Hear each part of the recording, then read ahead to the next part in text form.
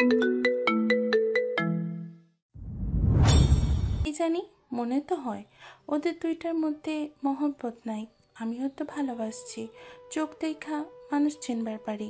সোহাগের চোখে কেন জানি মনে হয় আজও চিত্রার জন্য কোনো একটা টান আছে।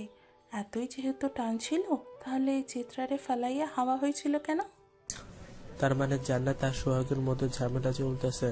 মাহাদি দীর্ঘ নিঃশ্বাস ছাড়ে, মাথায় তার আবারও কুবুদ্ধি আসছে। এবার তবে শিকার কে হবে? বাড়ির মানুষ। সেই রাতে ক্লান্ত শরীর নিয়ে বাড়ি ফিরে ফারাজ টেবিলে পড়ে থাকা কলিজা ভুনা ছুঁয়েও দেখেনি। এমন তো কখনো হয়নি।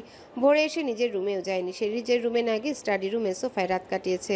চোখে ক্লান্তির ছাপ, তবু ঘুম আসেনি এক মুহূর্তের জন্য। মনের মধ্যে যুদ্ধ চলছে, এখানে থেকে যাবে নাকি ডেনমার্ক ফিরে যাওয়া উত্তম। যদি থেকে যায় তবে একদিন না একদিন এই বাড়ির কেউ না কেউ চিত্রার সামনে তুলে ধরবে তার সব গোপন তথ্য।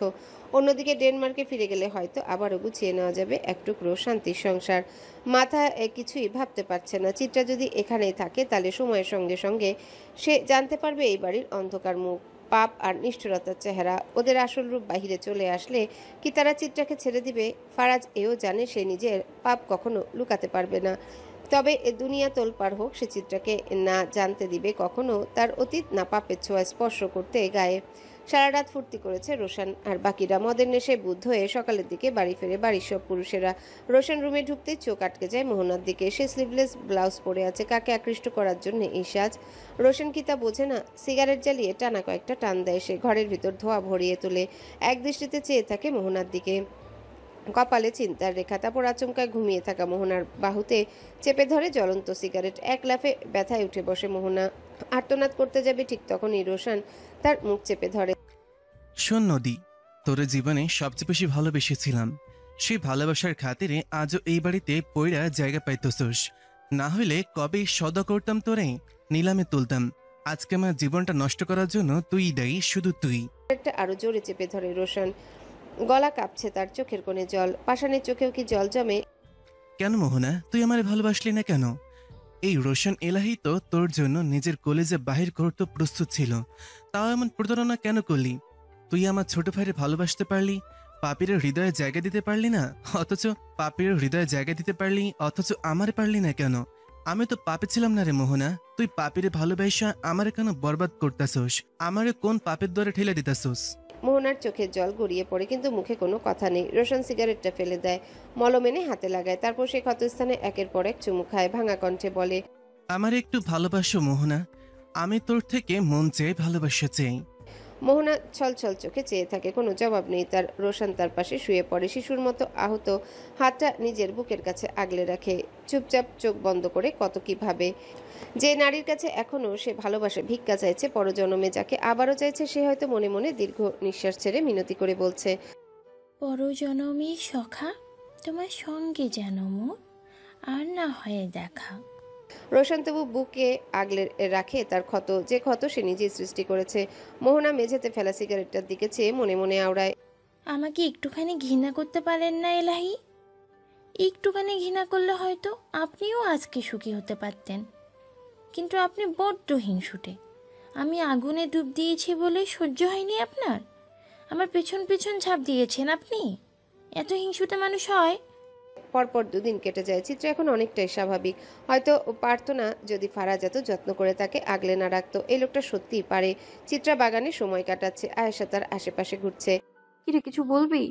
চিত্রা চোখ সরু করে তাকায়। মানে? আয়েশা নিচু গলায় বলে, বলে ফেল আশা, কাল নাও বাঁচতে পারি। যা বলার এক্ষুনি বল। চিত্রা মাথা একপাশে হেলিয়ে ঠোঁট কষে হাসে। ছোট্ট লেখি কথা বলো না আপা। আয়েশা চোখ বড় করে কপালে ভাঁজ ফেলে প্রতিবাদ করে। আসছে আমার ফারাজ ভাইয়ের জ্বালা। চিত্রা মুখ বাঁকিয়ে বলে। আয়েশা মুখ ভেঙচি কাটে, তারপর গায়ে নিয়ে পাশে বসে পড়ে। ঠিক তখনই মোহনার দিকে তাদের নজর যায়। সে ফুলির কাছ থেকে ফিরেছে। চিত্রার চোখে পড়ে তার দিকে। ভাবি এদিকে আসেন। চিত্রা খানিক চিৎকার করে ডাকে, ভ্রুকুচকে চোখ ছোট ছোট করে তাকায়।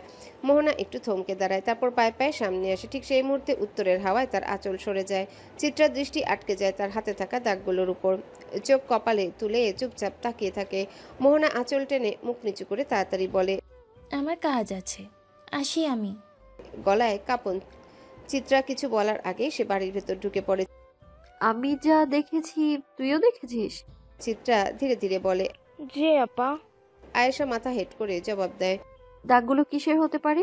চিত্রার কণ্ঠ এবার কষাঘাতের মতো দগদগ করছে। সিগারেটের? আয়েশা গলায় কম্পন নিয়ে মাথা নাড়ে। চল বাড়ির ভেতর চল। দুজনেই তাড়াতাড়ি উঠে যায়। চিত্রা যখন সদর দরজার দিকে পা রাখে তখন আচমকা হোঁচট খেয়ে পড়ে যেতে নেয়। জোহান দৌড়ে আসে ধরতে, কিন্তু তার আগে কেউ একজন তাকে ধাক্কা দিয়ে সরিয়ে দেয়। চিত্রা পড়ে যাওয়ার আগে জড়িয়ে ধরে ফেলে তাকে। ভয়ে চোখ বুজে ফেলে চিত্রা। তখনই পরিচিত কণ্ঠ, গায়ের গন্ধ তাকে আশ্বাস দেয়।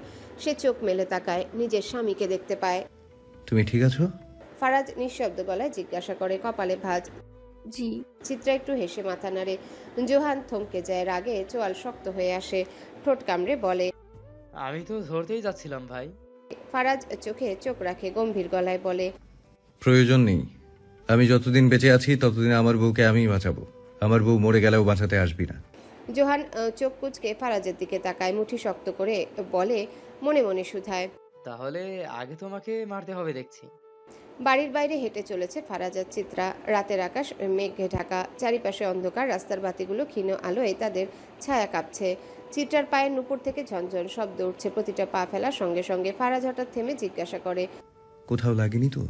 চিত্রা ঠোঁট বাঁকিয়ে হেসে বলে, আপনি লাগতে দিলে তো? লাগতে দিব কেন? তোমার গায়ে টোকা লাগলে আঘাত সরাসরি আমার বুকে সজোরে ধাক্কা দেয়। চিত্রা চোখ কুঁচকে কপালে ভাঁজ ফেলে বলে, এই দাঁড়া জ্বালাচি। ফারাজ গলা ভারী করে বলে, হোপ ডাব্বাওয়ালি আবুলের নাতনি, তোর ভবিষ্যৎ গেটার আব্বা লাগি, মুখের লাগাম টান। চিত্রা হেসে ফেলে। না টানলে? তোমায় কাছে টেনে সোজা রুমে গিয়ে দরজা দিব। ফারাজ থামে, পুনরায় বলে, কাল কলেজে যাবে, প্রস্তুতি নিয়েছো তো? ফারাজের স্বর একটু গম্ভীর হয়। চিত্রা নাক সিটকে বলে, পায়ে পড়ে বলি, আমাকে মেরে ফেলুন, তাও কলেজে পাঠাবেন না। এত ভয় পাও কেন? কোন সাবজেক্টের আগুন আমার আগুন সুন্দরীর আগুন নিভিয়ে দিচ্ছে? চিত্রা বিরক্ত চোখে তাকিয়ে বলে, হিসাব বিজ্ঞান। ওই সাবজেক্টের নাম শুনলেই লিভারে টান পড়ে আমার। ফারাজ মাথা নাড়িয়ে বলে, চিন্তার কিছু নেই, বজ্র তো আছেই, ওকে দেখিয়ে ওষুধ আনিয়ে নেব। ধুর, আপনি বুঝছেন না আমার কষ্টটা। দেখো, আবুলগিরি বাদ দাও। পড়ালেখা ঠিক করে না করলে আমি ফারাজ তোমাকে রাতের বেলা সূর্য দেখাবো। চিত্রা চোখ গোল করে বলে, আমি সিনেমায় দেখেছি নায়িকা পড়তে বসলে নায়ক বই খাতা কেড়ে নিয়ে তাকে আদর করে। কিন্তু আপনি ভালোবাসার বদলে পড়ালেখা দিতে করতে বলেন খালি। ফারাজ গম্ভীর কণ্ঠে বলে, পড়ালেখায় ফাঁকি দেওয়াটাকে আমি ঘৃণা করি। আমার বাচ্চাগুলো ওই পদেরই হবে, জয়সা মা ওয়াইসি ওয়ালাদ। চিত্রা মুখ ভেঙচি মাথা সরিয়ে নেয়। হঠাৎ একটা মৃদু আলোয় চোখ পড়ে প্রতিবেশী পেয়ারা গাছে। একটি মাত্র পেয়ারার নিচে ডালে প্রায় লটকে আছে। এই ওইদিকে চলুন তো। চিত্রার চোখ চকচক করছে। কেন হঠাৎ ওদিকে কেন? ফারাজ কপাল কুঁচকে, আগে আসুন তো। চিত্রা টেনে ফারাজকে নিয়ে যায় গাছটার সামনে। আমাকে গাছে উঠতে সাহায্য করুন। ফারাজ চমকে উঠে বলে, কি? হ্যাঁ করুন না।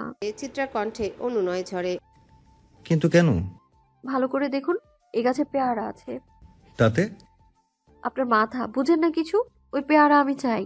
চুরি করবে? না না, গাছ ভাইয়ার থেকে চেয়ে নিব আমি। বউ, তুমি কি নেশা করেছো? হ্যাঁ, আপনার চোখে তাকিয়ে আমার নেশা হয়ে গেছে। এখন ঢং না করে সাহায্য করুন। আমাদের বাড়িতেই তো পেয়ারা আছে, পেয়ারা গাছও আছে, অন্যেরটা চুরি করতে হবে কেন? চোরাই জিনিসে আলাদা স্বাদ। ফারাজ কপাল চাপড়ে বলে, আমি পারবো না সাহায্য করতে, ছোট লোকই কারবার পছন্দ করি না। চিত্রা মুখ গম্ভীর করে বলে, ছোট লোকগিরিতে সাহায্য না করলে কিন্তু রাতে গিয়ে ফারুর সঙ্গে ঘুমাবো আমি। ফারাজ চোখ ছোট করে বলে, বেডি ব্ল্যাকমেইল করো, বলো কি করতে হবে। আমাকে প্রথম ডালটায় উঠতে সাহায্য করুন। পেছন থেকে ঠেলুন, আস্তে কথা বলবেন, তা না হলে ধরা পড়ে যাব। তোমার নুপুরের ঝনঝন শব্দ হচ্ছে বউ, নিশ্চিত ধরা খাবো। এতটা জোরে হচ্ছে না, ঠেলুন উপরে জলদি। ফারাজ একটু এগিয়ে আসে। তখনই চিত্রা নড়ে উঠতেই নুপুরের ঝনঝন শব্দ বেড়ে যায়। ফারাজ থেমে গিয়ে বলে, নুপুরটা খুলে করি বিবিজান, বেশি শব্দ হচ্ছে। চিত্রার পায়ের দিকে হাত বাড়াতে একটা তীক্ষ্ণ কণ্ঠ বাতাস চিরে ভেসে আসে বৃদ্ধর কণ্ঠ। কেডারে নুপুর খুইলা কি করবি রে? খাড়া আইতেছি, হালার নষ্টামি করার জায়গা পাও না? খাড়া কইলাম খাড়া। চিত্রা ফারাজের হাত শক্ত করে ধরে চোখ বড় বড় করে বলে, সর্বনাশ, দাঁড়া জ্বালাচি, বাঁচতে হলে জলদি পালান। রাত গাঢ় হয়ে এসেছে। সোহানের আড্ডাখানায় আজ বিশাল খাওয়া দাওয়ার আয়োজন করেছে রাজন। সব আয়োজন তার পক্ষ থেকে, কারণ সে যা চেয়েছিল তাই হয়েছে। চারিপাশে মেয়েদের ঘিরে নাচানাচি করছে সে, কিন্তু সেই দৃশ্য অস্বস্তিকর, কুৎসিতভাবে বিকৃত। বাইরে থেকে কল কেটে সোহান ভেতরে এসে বসে। তার গা থেকে ঘন আতরের গন্ধ ছড়াচ্ছে। রাজন চোখ মেলে বলে, আরে ভাই, কেমন বেটা মানুষ তুমি, এত সুন্দর মাইয়ার সামনে অথচ চোখে কোনো আগ্রহী নাই।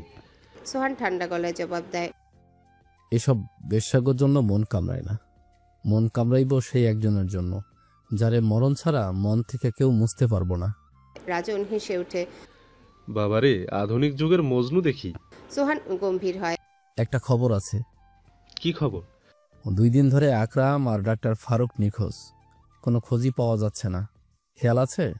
রাজন গাছাড়া ভঙ্গিতে বলে, আছে তো, কোথাও হয়তো ফুর্তি করতেছে আমাগো মতোই। রসিকতা না করলে নয় কি, ব্যাপারটা মোটেও হালকা না। রাজনের মুখ গম্ভীর হয়ে ওঠে। কিছু বলবে এমন সময় আকবর হন্তদন্ত হয়ে ঘরে ঢুকে বলে, ভাই, আপনার নামে একটা পার্সেল আইছে। পার্সেলের কথা শুনে সোহানের শরীর কেঁপে ওঠে। মনে পড়ে যায় সেই ঘটনার কথা, যেদিন হঠাৎ একদিন একটা পার্সেল এসেছিল তার ঠিকানায়। তাজা কলিজা ভুনা ছিল তাতে। আজও জানে না কে পাঠিয়েছিল সেই সব। সেই স্মৃতি মনে পড়তেই চোখ লাল হয়ে ওঠে তার। রাজন তখনও ফুর্তিতে মজে আছে। কাবাব মাখানো নান রুটি মুখে পুরে বলে, এই দেখ, কার কত ভালোবাসা টস করতেছে আমার জন্য, কত বড় পার্সেল পাঠাইছে। সে গুনগুন করতে করতে পার্সেলের দড়ি খুলে ভেতরে একটা বড় বাক্স। ঢাকনা খুলতেই সবাই হঠাৎ থমকে যায়। বাক্সের ভেতরে রয়েছে 2টো পচা বিকৃত মানুষের কাটা মাথা। রাজনের হাত থেকে বক্সটা ছিটকে পড়ে যায়। ঘরে ছড়িয়ে পড়ে পচা মাংসের দুর্গন্ধ। সোহান তৎক্ষণাৎ নাকে হাত চেপে ধরে। রাজনের গলা শুকিয়ে আসে। সে ঢোক গিলে বলে ওঠে, মাথা, আকরাম আর ফারুকরে কেটা মারলো? পাপকে ভালোবাসা যায় চিত্রা? পাপিকে ভালোবাসা গেলে পাপের দোষ কোথায়? ফারাজ থমকে যায়। কথার ভার বুক চেপে ধরে। ফারাজ নরম গলায় আবারও প্রশ্ন করে। উত্তর না পাওয়া পর্যন্ত সে থামবে না। পাপি হলেও আমাকে ভালোবাসবে? চিত্রা দীর্ঘশ্বাস ফেলে। চোখে চাপা চাহনি। মৃদু তাচ্ছিল্যের স্বরে উত্তর দেয়, স্বামী খারাপ হোক কিংবা ভালো, আমারটা তো আমারই। স্ত্রীর দায়িত্বই তো তাকে ভালোবেসে স্বামীকে ভালোর পথে আনা। একটা কথা বলবো? বারণ করেছি কি? চিত্রার ঠোঁটে বাঁকা হাসি। সে বলে, রোশন ভাই মনে হয় মোহনা ভাবিকে মারে, সিগারেট দিয়ে গায়ে ছ্যাঁকা লাগিয়ে দিয়েছে। ফারাজের চোখে ক্ষীণ জলজলে একটা ভাব। ঠান্ডা গলায় বলে, সে কিয়ৎক্ষণ চেয়ে থেকে বলে, ওদের ব্যক্তিগত বিষয় ওইসব। স্বামী স্ত্রীর মাঝে অন্য কারো প্রবেশ নিষিদ্ধ, জানো না? কিন্তু ওইসব তো ওর নাই, ভাবি তো কষ্ট হয়। ফারাজ হঠাৎ গর্জে ওঠে। চিত্রা? চিত্রা পিছিয়ে আসে না, নিঃসংকোচে বলে, এমন কেন করছেন? এই বাড়ির কে কি করলো দোহাই লাগে, সেই সবে তুমি আগ্রহ দেখাবে না। আর বিশেষ করে বাড়ির পুরুষদের থেকে দূরে থাকবে। কিন্তু কেন? প্রশ্ন করার অনুমতি দিয়েছি, জাস্ট আদেশ পালন করবে। চিত্রা হেসে ফেলে। ব্যঙ্গ মিশ্রিত ভক্তিতে বলে, যা আরজি জাহাপনা। চিত্রার কথা বাড়ায় না। সে ফারাজের বুকে মাথা রেখে চোখ বুজে। রাত অনেক হয়েছে, এবার ঘুমানোর পালা। তবে ফারাজের ঘুম শেষ। যে ভয়টা ফারাজ পেয়েছিল তাই হচ্ছে। চিত্রা নিষিদ্ধ বিষয়ে নাক গলাচ্ছে, আগ্রহ দেখাচ্ছে। এরপর ধীরে ধীরে একটার থেকে আরেকটা ঘটনা ঘটবে।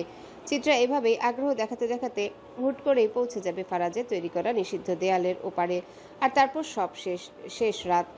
আকাশে মেঘ জমেছে, কুচকুচে আধার। অমানিসার তার ফাঁক গলে বিদ্যুৎ মাঝে মাঝে ঝলকে উঠছে। জ্যোৎস্নাহীন নীলাভ আলোয় চারিদিকটা অপরিচিত মনে হচ্ছে। বৃষ্টি নেমেছে। চিত্রা ঘুমায় জানালার পাশে। জানালাটা সচরাচর বন্ধ করে না সে। অন্ধকারের মাঝেও মুক্ত হাওয়ার স্পর্শ পেতে ভালোবাসে। আজও ব্যতিক্রম হয়নি। কিন্তু বৃষ্টির ফোঁটায় আচমকা এসে তার গাল ছুঁতেই ঘুম ছিঁড়ে পড়ে যায়। সে ধীরে ধীরে উঠে বসে। চোখে মুখে ঘুমের চাদর এখনো পুরোপুরি সরেনি, তবু জানালার দিকে হাত বাড়ায়। জানালাটা বন্ধ করতে যাবে, ঠিক তখনই একটা অপ্রত্যাশিত শব্দে তার স্নায়ু চমকে ওঠে। গাড়ির হর্ন। এত রাতে এই ঘন বৃষ্টিতে কার গাড়ি এলাহি বাড়িতে প্রবেশ করলো? চিত্রা খাট থেকে নেমে আসে। পায়ের নিচে নরম কার্পেট, তবুও পায়ের তলায় শীতলতা ছুঁয়ে যাচ্ছে। ঘরের ডিম লাইটের মৃদু আলো এসে সামনে এগিয়ে গিয়ে জানালার পর্দা সরিয়ে দাঁড়ায়। বাইরের দৃশ্য ঝাপসা। বৃষ্টির ফোঁটা কাছে আঘাত করছে, তবুও সে ছোট ছোট করে কিছু দেখার চেষ্টা করে। বাড়ির সামনে গেটে একটা গাঢ় রঙের গাড়ি দাঁড়িয়ে। দরজা খুলে কয়েকজন নেমে এসেছে, হাতে টর্চ, মাথায় ছাতা। টর্চের আলো বৃষ্টির পর্দা ছেদ করে আলো ছায়ার কুয়াশা তৈরি করেছে। চিত্রার ভ্রু কুঁচকে যায়। সে ফিসফিস করে নিজের সঙ্গে কথা বলে, জুনায়েদ এলাহি না? এত রাতে কোথা থেকে আসছে? জুনায়েদ এলাহিকে সচরাচর দেখা যায় না। তাকে দেখতে পাওয়া বড়ই দুর্লভ বিষয়। শুধু কি তাকে, ফারাজ ব্যতীত বাড়ির কোনো পুরুষকেই তো দেখতে পাওয়া যায় না। মাছের ব্যবসা এতই কি কঠিন? তা কি তারা সহজ বিষয়কে কঠিন বানিয়েছে? কি এত কাজ তাদের যে সারা রাত বাহিরে কাটাতে হয়? ভোরে বাড়ি ফিরে সারাদিন মৃত মানুষের মতো ঘুমিয়ে পার করে সন্ধ্যায় উঠে আবার নিখোঁজ হয়ে যায়। চিত্রা দাঁড়িয়ে থাকে কিছুক্ষণ। জানালার কাচ ভিজে ধরা পড়ে তার নিঃশ্বাস। অন্ধকারে কেউ যেন তাকিয়ে আছে, হয়তো সে ভুল দেখছে কিংবা ঠিকই দেখছে। হঠাৎ একটা বিদ্যুৎ চমকে চারিদিক জ্বলে ওঠে এক সেকেন্ডের জন্য। সেই মুহূর্তে চিত্রার চোখ পড়ে জুনায়েদ টর্চ হাতে তাকিয়ে ছিল ঠিক জানালার দিকে। জুনায়েদ এলাহির দৃষ্টি কি তারই দিকে?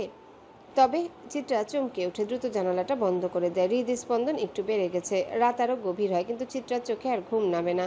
ফারাজকে বুকে শান্তি খোঁজার চেষ্টা করে, তবে কিছুতেই মনকে শান্ত করতে পারছে না।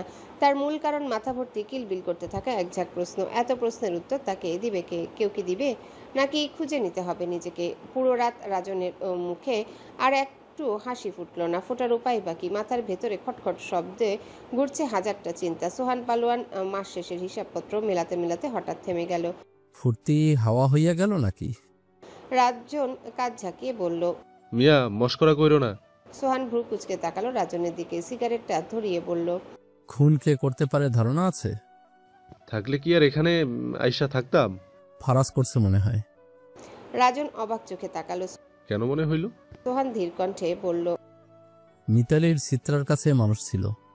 ওই দিন কইলা না মায়াটা মিতালির লইগা বহুত কাঁদছে। তো বুঝো বাবাল, চিত্রারে তোমার ভাই পাগলের মতো মোহাব্বত করে।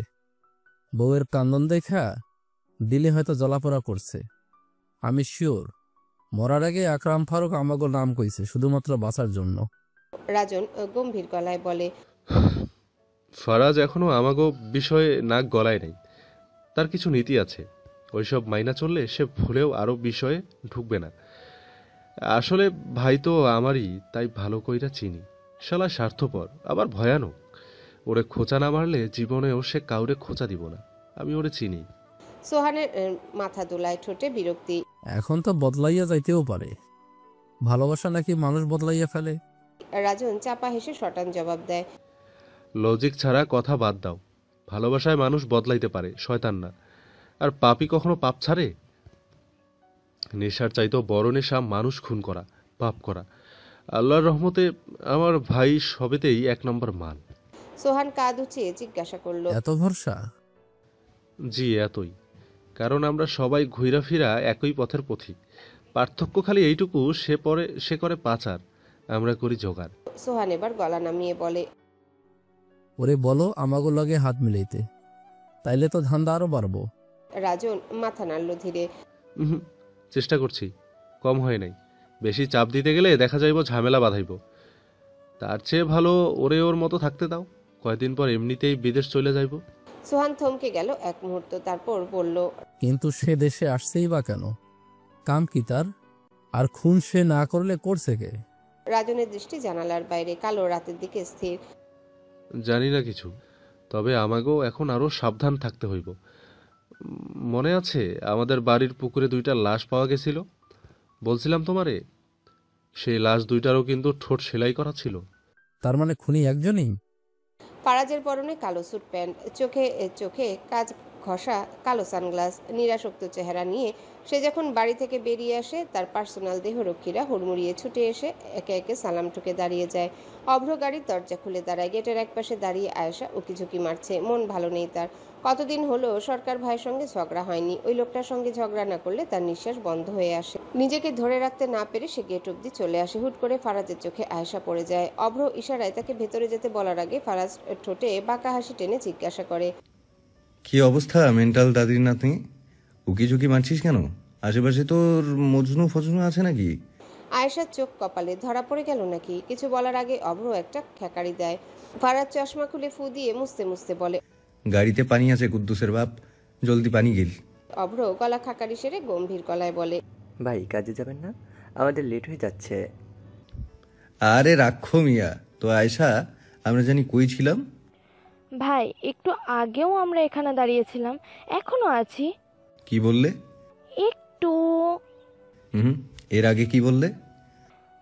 ভাই। কোন জন্মের ভাই? ইয়ে মানে এই জন্মের। আব্বা লাগি তোর মেয়ে? না হ্যাঁ, ডাক আব্বা। আয়েশা অভ্রর দিকে আর চোখে চায়। অভ্র ইশারায় সব অক্ষরে অক্ষরে করতে বলে। জলদি, সময় নেই আমার। আব্বা হন আপনি আমার। আচ্ছা আব্বা, আমি এখন ঘরে যাই। ফারাজ তৃপ্ত ভঙ্গিতে মাথা নাড়ে। That's my girl. যাও মামুনি, এবার নাচতে নাচতে তুমি স্বর্গে চলে যাও। I don't care. আয়েশা জলদি বাড়ির ভিতরে ঢুকে পড়ে। সে যাওয়ার পর অভ্র ফারাজকে বলে ওঠে, শ্বশুরমশাই আবার গাড়িতে উঠুন, মেয়ের সাথে আপনাকে স্বর্গে নামিয়ে দিয়ে আসি। হিসিয়ে বলে, কিছু বললি নাকি? না, বলেছি কি ভাই গাড়িতে উঠে বসেন, কাজ আছে অনেক। ফারাজ গাড়িতে উঠতে যাবে এমন সময় পেছন থেকে কেউ ডাকে, বাবা ফারাজ, দাঁড়াও দাঁড়াও। ঘাড় ঘুরিয়ে ফারাজ দেখে পাশের বাড়ি সে চিরচেনা বৃদ্ধ এগিয়ে আসছেন। ফারাজ একটা ঢোক গিলে, চুরি করার সময় দেখে ফেলেনি তো? হায় আল্লাহ, শেষে কিনে এভাবে ইজ্জতের বেগুন ভর্তা বানাবা? কিছু বলবেন খালু? আরে বাবা, পেয়ারা দিতে আইছিলাম বাড়িতে। কার বাড়িতে? তোমাগো। ফারাজ ভেতরে ভেতরে আরেকটা ঢোক গিলে ফারাজের মুখ শুকিয়ে যায়। আবার সেই পেয়ারা কাণ্ড। আজ তো দেখছে এত মানুষের সামনে ইজ্জতের প্রাণ সস চাটনি হবেই হবে। ধ্যাত্রে তখন তো আবার মানুষ তাকে সিঙ্গারায় মাখিয়ে মাখিয়ে মোজ মেরে খাবে। মেয়ে মানুষের তো এমনিতেই তার উপর কুনজর দেওয়ার স্বভাব। বৃদ্ধ ঘাড় নেড়ে বলে, আরে জানো না, সমাজটা নষ্টামিতে ভরে গেছে। কাল রাতে কারা যেন নুপুর খুইলা আমার পেয়ারা গাছের সামনে কী সব করছে। পেয়ারা গাছটা অপবিত্র হয়ে গেছে, পবিত্র করার জন্য আশপাশের সবাইরে পেয়ারা বিতরণ করতেছে। কাল একটা মিলাদ পড়ামু, আইসো কিন্তু। স্যার, কোন এগুলোর ধৈর্য ফেরানি দেওয়া উচিত। অভ্র কথাটা বলতেই ফারাজের হিচকি উঠে যায়।